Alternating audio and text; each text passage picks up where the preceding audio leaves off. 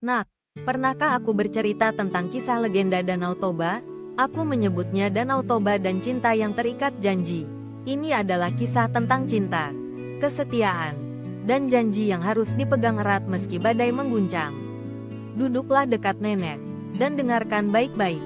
Kisah ini akan membawa kita jauh ke masa lalu, ke sebuah desa kecil yang dikelilingi bukit hijau, sawah yang subur, dan sungai yang jernih mengalir di antara pepohonan. Tempat itu adalah surga kecil di bumi, tetapi di balik keindahannya, ada cerita yang tak terlupakan. Dahulu kala, hiduplah seorang pemuda bernama Toba. Ia adalah seorang petani dan nelayan yang hidup sederhana di lembah yang damai. Ia tinggal sendiri di sebuah rumah kecil yang terbuat dari kayu. Setiap pagi, ia akan bangun lebih awal untuk pergi ke sawah, menggarap tanahnya dengan penuh kesabaran. Saat sore tiba, ia akan berjalan menuju sungai untuk memancing. Kehidupannya memang sederhana, tapi ia merasa cukup. Alam adalah sahabatnya, dan ia tidak pernah meminta lebih dari apa yang ia miliki. Suatu hari, saat matahari bersinar cerah dan angin berhembus lembut, Toba memutuskan untuk pergi memancing di sungai yang biasanya penuh dengan ikan. Ia duduk di tepi sungai, melemparkan kailnya ke dalam air jernih yang mengalir perlahan. Namun, hari itu terasa berbeda. Selama berjam-jam, tidak ada satupun ikan yang berhasil ia tangkap. Ia hampir menyerah ketika tiba-tiba kailnya terasa berat. Dengan penuh semangat, ia menarik tali pancingnya. Betapa terkejutnya ia saat melihat seekor ikan besar dengan sisik berkilauan seperti emas muncul dari air. Ikan itu begitu indah, hingga ia tidak percaya pada penglihatannya sendiri. Toba membawa ikan itu pulang dengan hati-hati. Dalam pikirannya, ia sudah membayangkan betapa lezatnya makan malamnya nanti. Namun, saat ia hendak memotong ikan itu di dapur, sesuatu yang aneh terjadi. Ia mendengar suara lembut, "Jangan bunuh aku, Toba." Toba terkejut dan menjatuhkan pisau yang dipegangnya. Ia menatap ikan itu dengan mata lebar, tidak percaya pada apa yang baru saja ia dengar. Sebelum ia sempat bereaksi, tubuh ikan itu mulai bersinar terang, dan perlahan-lahan berubah menjadi seorang wanita yang luar biasa cantik. Wanita itu tersenyum lembut padanya. Rambutnya hitam panjang seperti arang, mengalir sampai ke punggungnya. Matanya bersinar seperti bintang di malam hari, dan kulitnya sehalus porselen. Dengan suara lembut namun penuh kekuatan, ia berkata, "Aku adalah ikan yang kau tangkap tadi. Kau telah membebaskanku dari kutukan.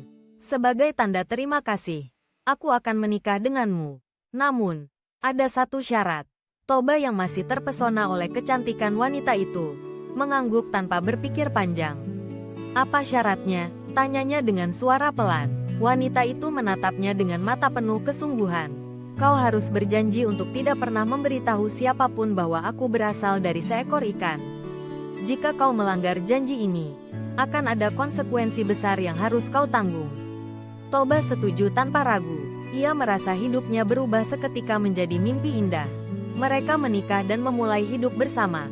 Istri Toba adalah seorang wanita yang penuh kasih sayang dan sangat pandai mengurus rumah tangga. Kehidupan mereka terasa sempurna. Setelah beberapa tahun, mereka dikaruniai seorang anak laki-laki yang mereka beri nama Samosir. Anak itu tumbuh menjadi anak yang cerdas dan kuat, tetapi ia juga sangat nakal. Tingkah lakunya seringkali membuat orang tuanya kewalahan. Suatu hari, ketika Toba sedang bekerja di sawah, istrinya meminta Samosir untuk mengantarkan makan siang kepada ayahnya. "Jangan lupa, Nak, berikan semuanya pada ayahmu. Jangan kau makan di jalan." "Ya," pesan ibunya dengan lembut. Namun, di tengah perjalanan menuju sawah, Samosir merasa sangat lapar. Ia tidak bisa menahan diri dan memakan sebagian besar makanan yang ia bawa. Ketika ia sampai di sawah, yang tersisa hanyalah sedikit makanan. Melihat hal itu, Toba menjadi sangat marah. Dengan suara keras dan penuh emosi, ia berteriak, "Dasar anak ikan! Kau benar-benar seperti ibumu." Kata-kata itu meluncur dari mulutnya tanpa ia sadari. Namun, seketika, langit yang tadinya cerah menjadi gelap. Angin kencang berhembus, dan bumi mulai bergetar hebat. Istri Toba, yang berada di rumah, mendengar teriakan itu dari kejauhan. Air mata mengalir di pipinya. Ia tahu bahwa Toba telah melanggar janjinya. Dengan hati yang hancur, wanita itu berjalan keluar rumah dan menuju sungai. Di depan Toba, yang masih berdiri terpaku, ia berkata dengan suara penuh kesedihan, "Kau telah melanggar janjimu, Toba. Aku tidak bisa tinggal di sini lagi. Aku harus kembali ke asal-usulku.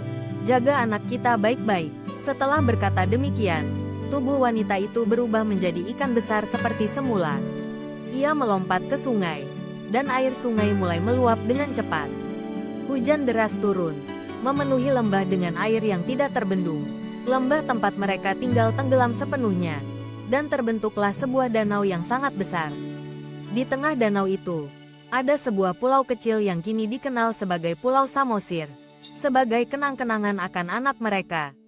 Danau itu kini disebut Danau Toba, menjadi saksi bisu dari kisah cinta yang berakhir tragis karena sebuah janji yang dilanggar.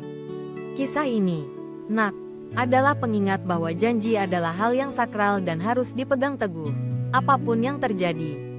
Selain itu, berhati-hatilah dengan kata-kata yang keluar dari mulutmu, terutama saat marah. Kata-kata bisa melukai lebih dalam dari yang kau kira. Ingatlah kisah ini, dan jadilah orang yang setia pada janjimu dan bijaksana dalam ucapanmu.